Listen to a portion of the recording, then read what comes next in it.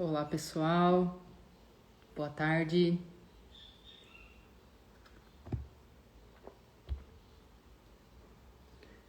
Sejam todos muito bem-vindos. Enquanto o pessoal está chegando aqui na live, vou relembrar alguns pontos, me apresentar para quem não conhece. Pessoal, meu nome é Gabriela, eu sou psicóloga, sou terapeuta Ayurveda, formada pelo Instituto Naradeva, e fui convidada pelo pessoal do Naradeva para fazer um quadro aqui sobre saúde mental. Então hoje estamos já no terceiro vídeo do quadro.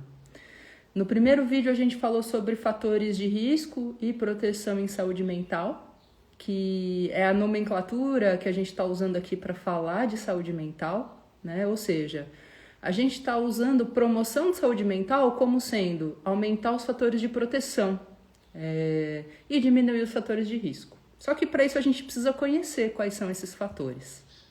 Então, dessa forma que a gente está trabalhando promoção de saúde mental. E aí na segunda live a gente falou também de psicoterapia e saúde mental. Hoje a gente vai falar de meditação e saúde mental, que aliás meditação aí tem sido um tema muito explorado em termos de proteção, né, em saúde mental. A meditação teve um boom aí nas últimas décadas de praticantes, de estudos, de informação e hoje todo mundo já deve ter ouvido falar. Algumas pessoas nunca praticaram ou têm algumas ideias sobre meditação que a gente está aqui hoje para talvez até desconstruir, ok? Então, realmente, hoje meditação é tomado como um grande fator de proteção em saúde mental. Para vocês terem uma ideia, hoje eu fiz uma pesquisa aqui dos principais artigos científicos sobre meditação. E desde a década de 70, principalmente, que os estudos assim aumentaram exponencialmente. E hoje em dia temos estudos de meta-análise e revisão da bibliografia sobre meditação, né? Para quem não sabe, meta-análise e revisão da bibliografia são estudos que reúnem outros estudos, ou seja, são estudos muito fortes em termos científicos, em termos de rigor científico, que fala, não, isso não é, né? Não é simplesmente um eu acho. Então, esses tipos de estudos já foram feitos sobre meditação. Estudos que reuniram outros grandes e que hoje podem afirmar coisas sobre meditação com muita segurança. Esses estudos de meta-análise, de revisão, já hoje apontam que meditação, sim, diminui sintomas de humor, de transtorno de humor, ou seja, meditação hoje demonstra diminuir sintomas de depressão, ansiedade, de fadiga e outros. Aliás, a meditação é muito bem-vinda para os transtornos de depressão. Por quê? Para quem não sabe, uma das características do transtorno de depressão é pensamentos repetitivos. É aquele looping de pensamento negativo, aquele pensamento adesivo que não sai, que não desgruda e que a pessoa fica revivendo aquilo por muito tempo. Então, por isso, a meditação hoje é um grande recurso para ajudar essas pessoas que têm pensamentos repetitivos, ok? O que tem sido demonstrado também é uma melhora na regulação emocional.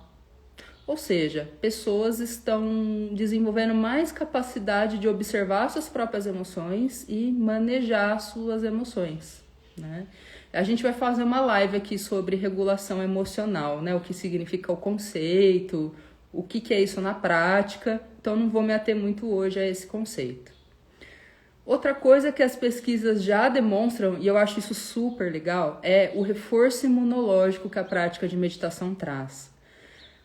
Isso tem sido medido, né, pela melhora das atividades da telomerase. Telomerase é um fator biológico que você pode medir através de exames. Ou seja, não é só um fator subjetivo, né, que você fala, eu acho que eu melhorei, eu acho que eu me senti melhor, eu acho que eu fiquei mais calmo. Telomerase é um fator biológico, fisiológico ali que pode ser medido com os estudos. Então isso é fantástico, porque hoje a meditação já tem esse resultado fisiológico comprovado. Além de outros resultados em ressonância magnética no cérebro, né? Que aumenta área cinzenta, aumenta as áreas de proteção do cérebro. Então, a gente tem hoje, assim, resultados muito consistentes a favor da meditação.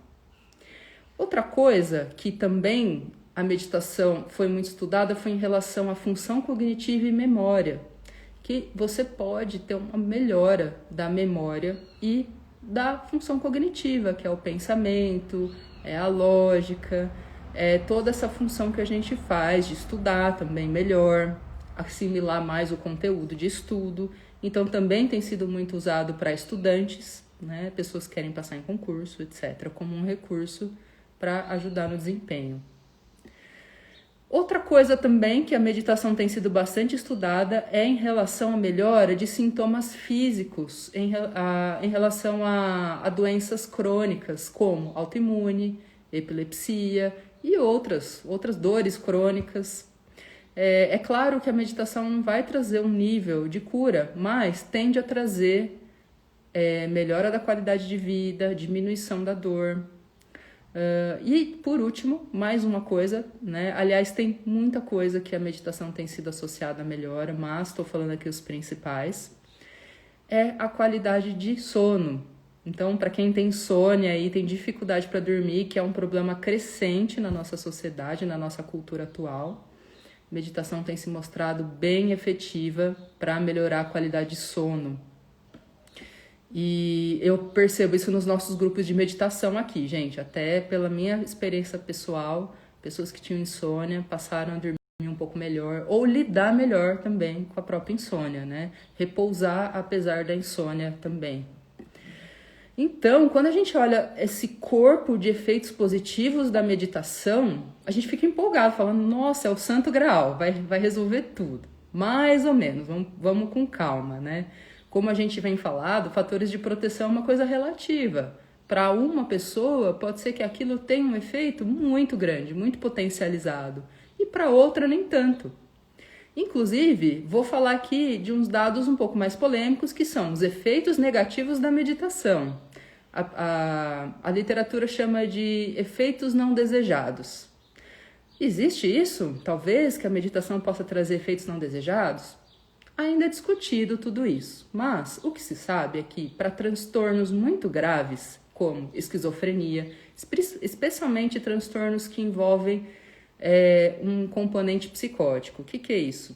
Que a pessoa tem uma quebra de contato com a realidade mesmo, sabe?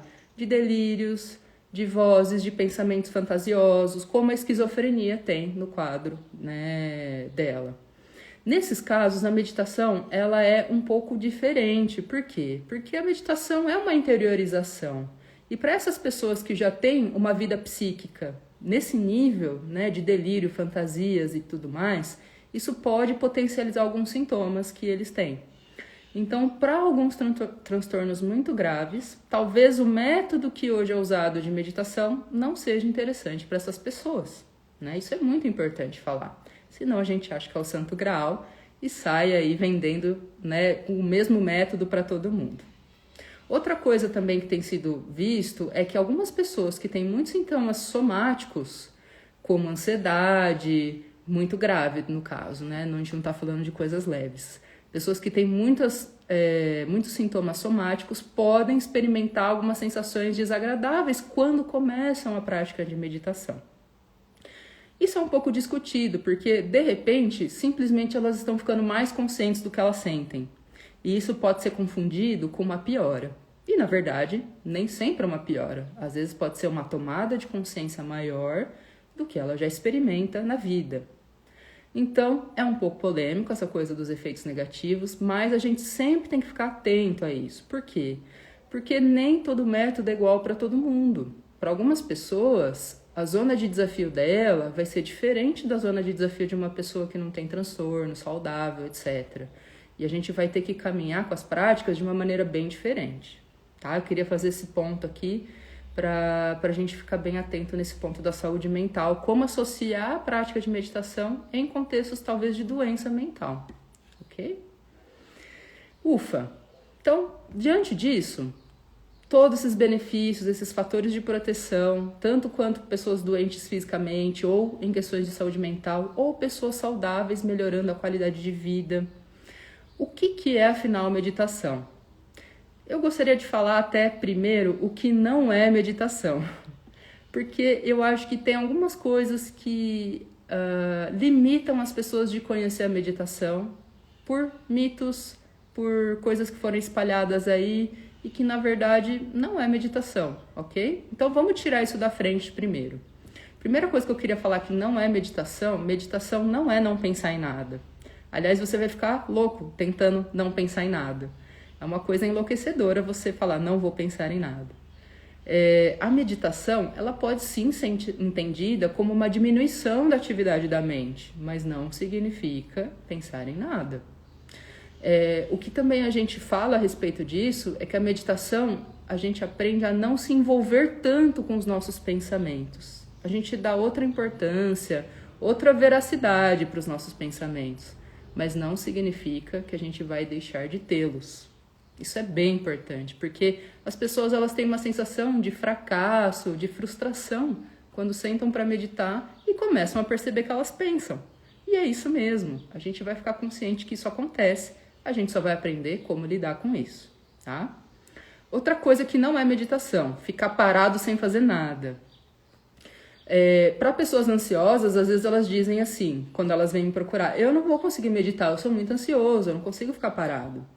E tudo bem, gente, existem muitos jeitos de meditar. Não necessariamente aquele jeito clássico de ficar paradinho numa posição, respirando. Existem meditações que você pode usar o corpo, existem meditações que você pode usar a música, o mantra, e que isso vai ser muito mais dinâmico para pessoas que precisam de um pouco mais de movimento para se envolver com uma atividade, para se envolver com uma tarefa.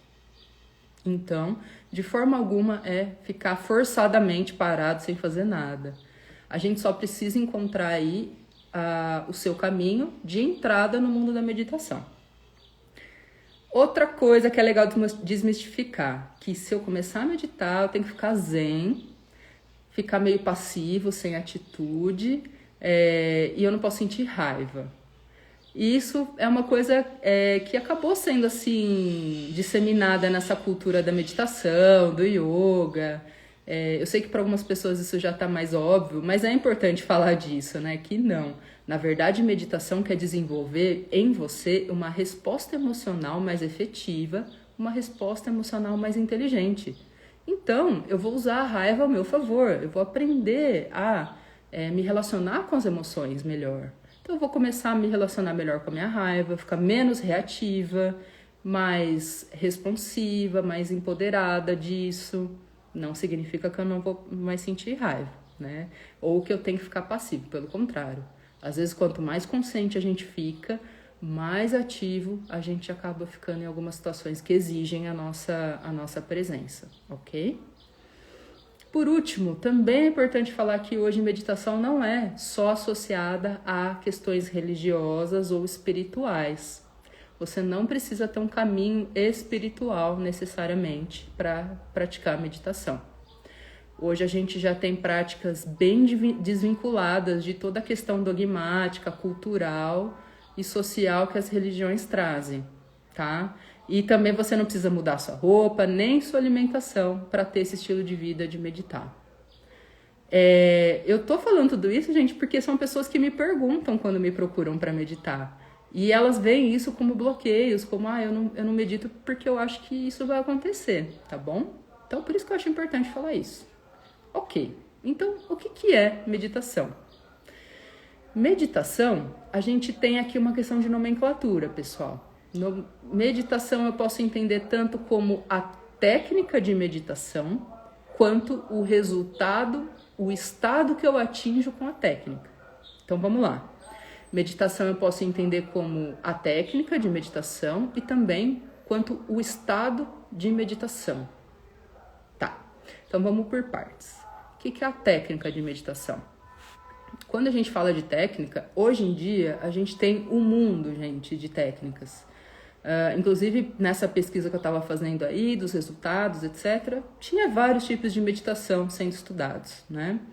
Hoje em dia a gente tem muito popular o mindfulness, que é a atenção plena, sobre ela que eu vou falar um pouco depois na live, porque é a que eu mais tenho familiaridade e ensino, ok? Mas eu também tenho muita familiaridade com as técnicas do yoga, de meditação. Tem também as técnicas da meditação transcendental, meditação com mantra, meditação de compaixão, de diferentes tradições religiosas ou filosofias. Tem o Ho'oponopono, que o pessoal tá também praticando bastante, que é uma técnica, né, do Havaí. Tem muita técnica, né? Mas aí você pode perguntar, mas e aí? Qual que eu escolho, né? Por que tem tanta técnica? Tem tanta técnica, primeiro, porque muitos povos desenvolveram, né, as suas técnicas de meditação, muitas culturas. E outra, cada ser humano tem uma porta de entrada aí para facilitar a sua prática. Tem gente que vai preferir a prática com mantra, tem gente que vai preferir a prática zen, que é mais paradinho, respirando. Tem gente que vai preferir a prática com o corpo. Ah, não, vou praticar yoga porque eu me identifico com essa coisa do corpo. Ou as meditações ativas, que também envolve dança, envolve movimento corporal. Então, por isso que a gente fala meditação enquanto técnica, porque a gente precisa também estar entendendo, peraí, que técnica que você está falando de meditação, né? Como que é? Uma coisa, vamos tentar resumir tudo isso que a gente está falando de técnica e pegar um ponto em comum entre elas, para a gente tentar ter uma ideia do que é meditação enquanto técnica. Posso não estar falando de todas as técnicas aqui, mas estou falando da maioria, tá? Então, quando a gente está falando de meditação, em geral, a gente está falando de repousar a nossa atenção em um único ponto. Então, todas ou quase todas as meditações escolhem um ponto de ancoragem da consciência. Por quê? Porque minha mente é muito agitada, né? A nossa mente, ela tem essa natureza muito instável, muito agitada. Eu penso no futuro, eu penso no passado, eu penso em várias coisas ao mesmo tempo. Então, o processo de estabilização da mente e da meditação envolve eu ancorar a atenção em um único ponto e começar a trabalhar a estabilidade. Então, eu posso ancorar minha atenção na respiração, eu posso ancorar minha respiração num ponto fora de mim, desenhado ali na parede. Eu posso ancorar minha atenção no corpo, nas sensações físicas do corpo.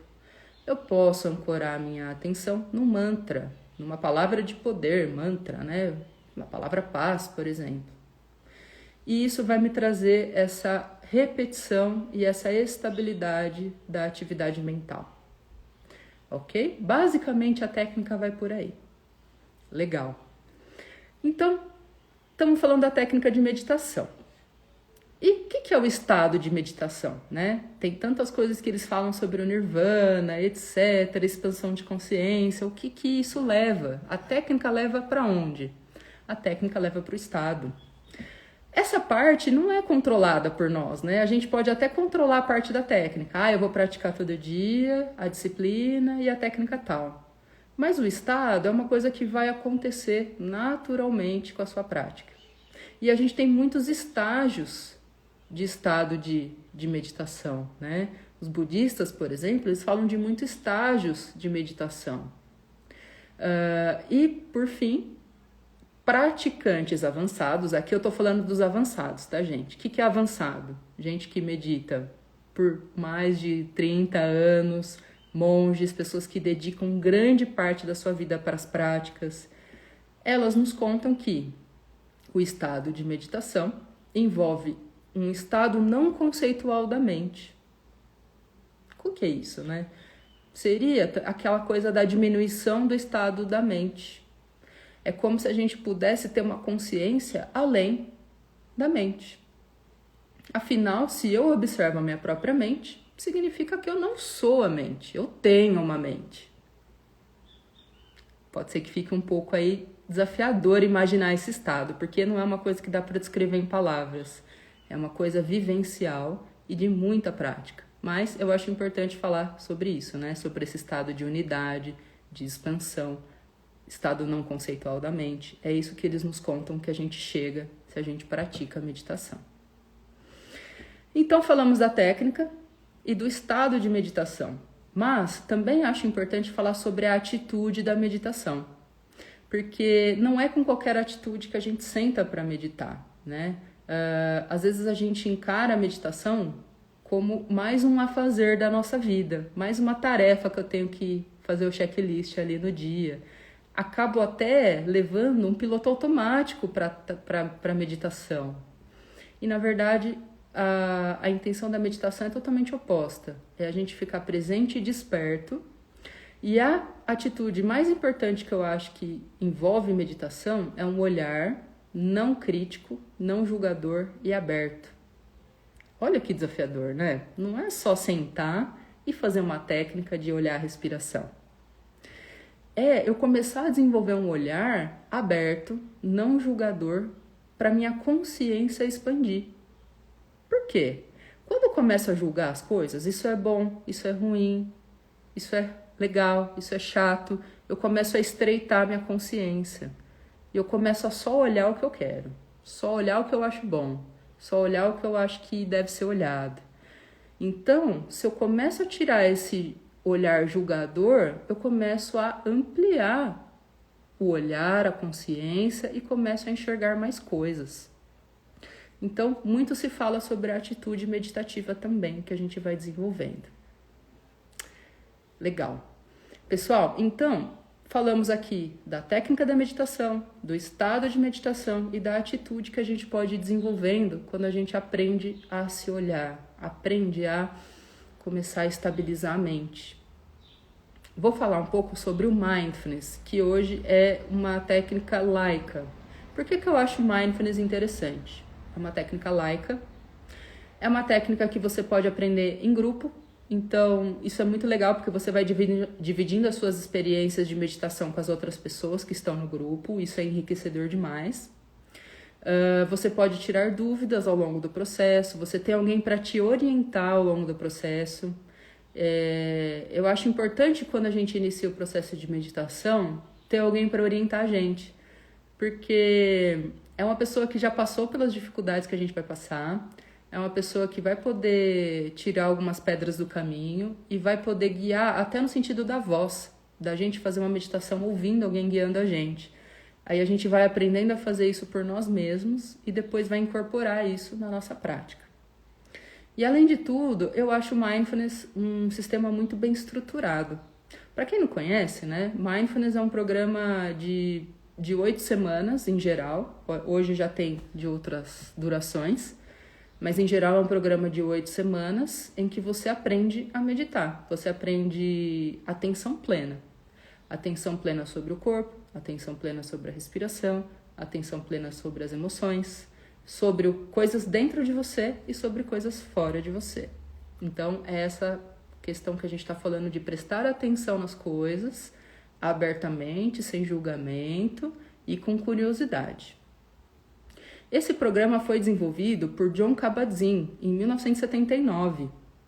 Ele era um praticante de uma tradição budista, ele estava lá um dia praticando Vipassana, que é um estilo de meditação, que tem a ver com atenção plena, e ele teve essa ideia de fazer um programa de 8 semanas que coubesse para pessoas leigas, para pessoas comuns poderem aprender a fazer a meditação. E ele começou a desenvolver esse programa com pessoas que tinham dor crônica, aquelas pessoas assim que os médicos já não tinham mais como ajudar, não tinham como ser curadas e tinham uma péssima qualidade de vida por causa da dor. E aí ele começou a fazer esse programa para essas pessoas e essas pessoas experimentaram um aumento de qualidade de vida enorme, apesar da dor crônica. E foi um sucesso. E desde então, o programa só tem crescido, outras pessoas desenvolvem outras versões, né, da atenção plena. E hoje a atenção plena chegou nas empresas, nas escolas, em diversos países. Então, a Nike, a Google, o Yahoo tem até o escritório de meditação lá para os funcionários. Por quê? Porque demonstra que melhora rendimento, melhora a qualidade de vida, etc. Então, eu recomendo bastante. É uma das práticas que eu ensino. Eu acho interessante por não ter nenhuma filosofia cultural, nem nada envolvida.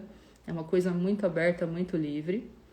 e que está bem disponível hoje em dia para a gente fazer e bem estruturado, ok? É bem interessante aqui a gente poder falar disso, da prática. Por que eu acho que esse programa é legal? Porque a gente aprende a incorporar uma prática no dia a dia. As pessoas, às vezes, elas encaram um pouco a meditação como uma pílula. É um pouco dessa mentalidade, um pouco do sistema médico que a gente tem. Então, eu vou usar meditação porque eu estou nervoso. Eu vou praticar meditação porque eu preciso ficar mais calmo. E a gente acaba usando isso como um remédio para as nossas dores. E a meditação não tem muito bem esse propósito. Meditação é um estilo de vida. Meditação é uma maneira de você se relacionar diferente com você, com as suas emoções, com o seu corpo e etc. E às vezes meditação é inclusive perceber partes não agradáveis suas e ficar menos julgador com essas partes não agradáveis. Conseguir aceitar mais coisas que você gostaria que fosse diferente. Não necessariamente a gente vai se sentir bem toda a sessão de meditação. Tem dia que a gente está agitado, nervoso. E o que eu vou perceber quando eu sento para me olhar eu estou agitado, estou nervoso. Só que eu vou aprender a lidar com isso. Não necessariamente eu vou ficar relaxado, calmo, bem. Isso é importante falar porque às vezes as pessoas ficam desestimuladas ao praticar e perceber coisas desagradáveis ou ruins nelas, ok? Os efeitos da meditação, elas tendem a aparecer se a gente tem uma prática constante. Por isso que eu gosto do programa de 8 semanas também. Isso demonstra. A gente tem o tempo de perceber o efeito que a prática tem e falar, entendi, precisa praticar para ter os efeitos. Hoje em dia, nosso estilo de vida é bem atribulado. Então, é claro que a gente não vai fazer meditações de 1 hora, meditações super longas, mas a gente pensa em abrir pequenas pausas ao longo do dia. Se você conseguir abrir uma pausa de 10 minutos para se olhar, sem uma atitude julgadora, olhando tudo que passa por você, sem se apegar, isso é fantástico, né? 10 minutos do seu dia que você está ali em contato com você, aceitando, respirando, relaxando dentro do que está acontecendo. Isso já é maravilhoso. Então, quando a gente fala de uma prática constante, não é coisa de outro mundo. É coisa de 10 minutos por dia. 5 se você não tiver 10. Mas constância é importante sim para receber aqueles resultados que foram ditos no início da live ali, né? De calma, melhora da qualidade de sono, melhora das emoções, etc. Sem prática, não vai vir. Então, meu desafio é esse para vocês. Se você quer conhecer os benefícios da meditação, se dê uma chance real para isso. Se determine aí, eu vou praticar por 15 dias, eu vou praticar por 20 dias todo dia. E aí sim eu vou poder julgar se é bom ou não para mim. Não se baseie na experiência de uma sessão. Não se baseie na experiência de uma técnica que você fez. Explore, conheça o que funciona para você. Então, para terminar aqui a live, depois eu vou ver se tem alguma pergunta, mas para terminar a live, essa é a dica. Por onde eu começo, então, se eu quero meditar? Comece por pessoas que você tem indicação. Hoje em dia tem muitos programas de mindfulness online que você pode fazer, especialmente depois da pandemia. Muitas pessoas estão trabalhando com programas online, muito legais, você pode fazer por aí. Hoje em dia tem Instagram e YouTube aí também, cheio de pessoas dando práticas de graça, dando lives de meditação, né? Tem pessoas que fazem lives de meditação com mais de 10 mil pessoas meditando junto. Isso dá uma força enorme, ter pessoas meditando junto com a gente. O próprio canal do Naradeva também tem as práticas de meditação lá, que você pode conferir. Tem também como você seguir esse caminho através de uma orientação filosófica, de uma tradição espiritual também. Tem pessoas que gostam dessa linguagem, podem procurar também, né, o budismo ou qualquer outra aí que trabalha com meditação. Semana que vem não, daqui 15 dias, na próxima live, inclusive, a gente vai falar sobre yoga e saúde mental, que também o yoga tem sido usado como um recurso maravilhoso para promoção de saúde mental, e eu vou aprofundar esse tema, né? Para quem não sabe, eu também sou instrutora de yoga e gosto muito do tema. Pessoal, para terminar, eu sempre dou uma dica aqui sobre o tema que a gente está falando, para você continuar estudando, continuar pegando intimidade com o tema. As dicas de hoje é até para quem não conhece nada, né? Poder explorar um pouquinho. A primeira dica é uma série da Netflix que chama Explicando a Mente. Tem 2 episódios lá sobre meditação que eu acho interessante. Um tá falando lá meditação e o outro ansiedade, tá? Pode assistir esses 2 episódios da série Explicando a Mente. A outra dica é um documentário, também estava na Netflix, eu não sei se tá ainda.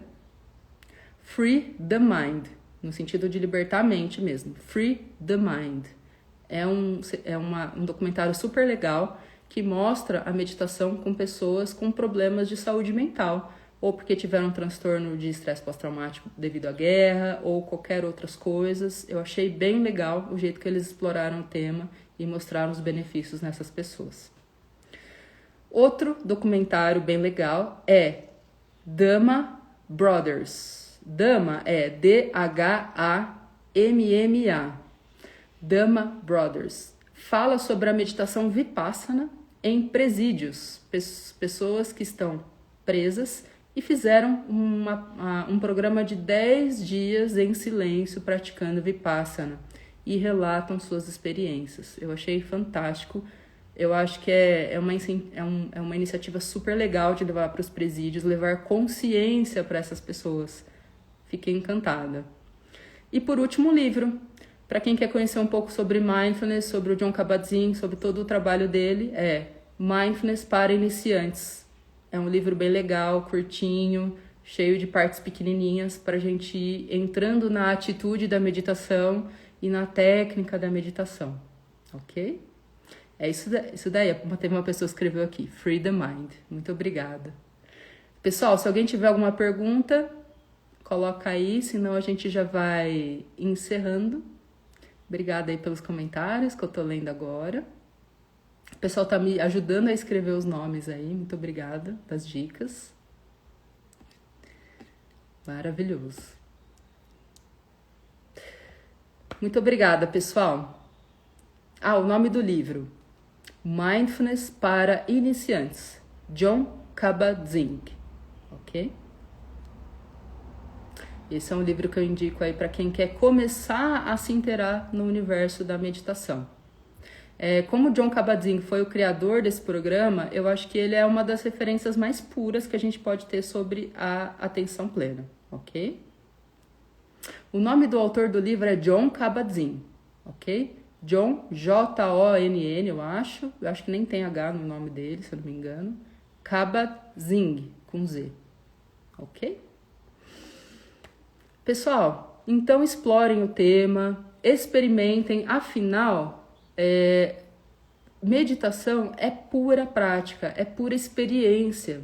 A gente hoje aqui teve uma live de meia hora para falar do tema, mas na verdade é uma experiência que você vai ter que viver e tirar suas conclusões. Isso tudo aqui é só para incentivar você e a entender como que funciona o processo, para você se dar uma chance. Não temos benefícios se não praticamos. Então, é um super hábito de saúde mental. Eu uso hoje muito no consultório com os pacientes, muito com pessoas tanto que têm sintomas ou não têm sintomas, porque a meditação nos ajuda a ter um equilíbrio maravilhoso nos momentos de desespero, nos momentos difíceis. Eu uso muito hoje no consultório com os pacientes, ok? Fica aí a dica para vocês. Um grande beijo. Fiquem na paz e até a próxima live. Daqui 15 dias falaremos sobre yoga e saúde mental. Tchau, tchau.